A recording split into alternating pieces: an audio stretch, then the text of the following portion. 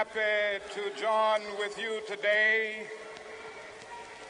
in what will go down in history as the greatest demonstration for freedom in the history of our nation.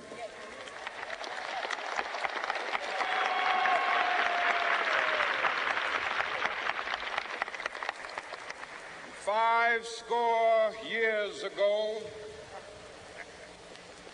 a great American in whose symbolic shadow we stand today signed the Emancipation Proclamation.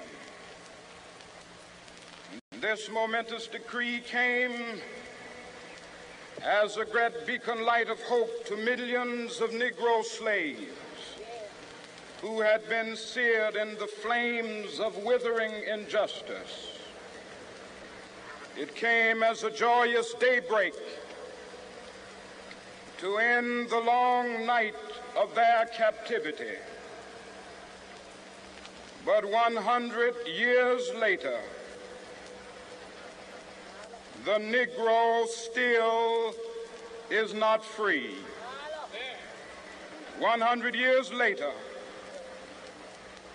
the life of the Negro is still sadly crippled by the manacles of segregation and the chains of discrimination. 100 years later, the Negro lives on a lonely island of poverty in the midst of a vast ocean of material prosperity. This nation will rise up and live out the true meaning of its creed. We hold these truths to be self-evident, that all men are created equal.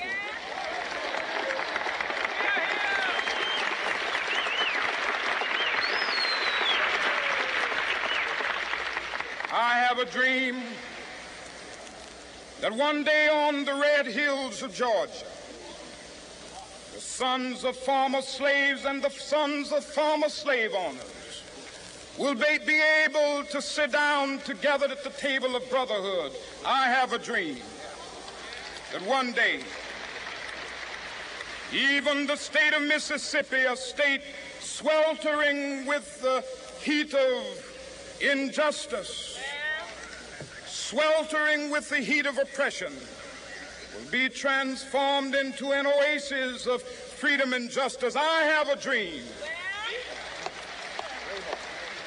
that my 4 little children will one day live in a nation where they will not be judged by the color of their skin, but by the content of their character. I have a dream today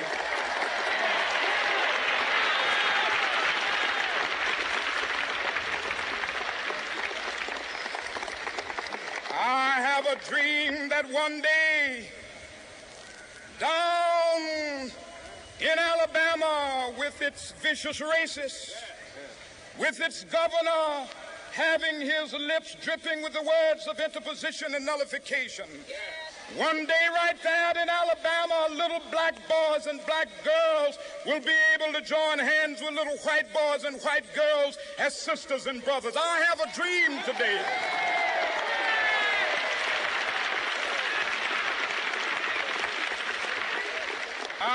a dream that one day every valley shall be exalted, and every hill and mountain shall be made low. The rough places will be made plain, and the crooked places will be made straight, and the glory of the Lord shall be revealed, and all flesh shall see it together.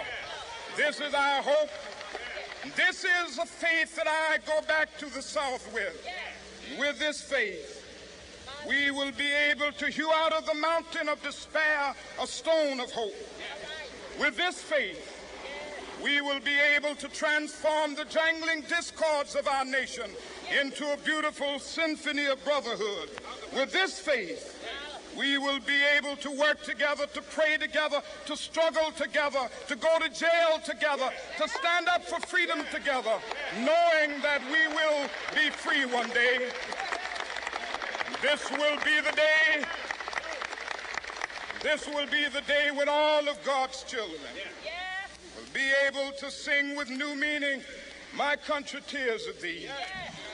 Sweet land of liberty, of thee I sing. Land where my fathers died, land of the pilgrim's pride. From every mountainside, let freedom ring. And if America is to be a great nation, this must become true. And so let freedom ring. From the prodigious hilltops of New Hampshire, let freedom ring.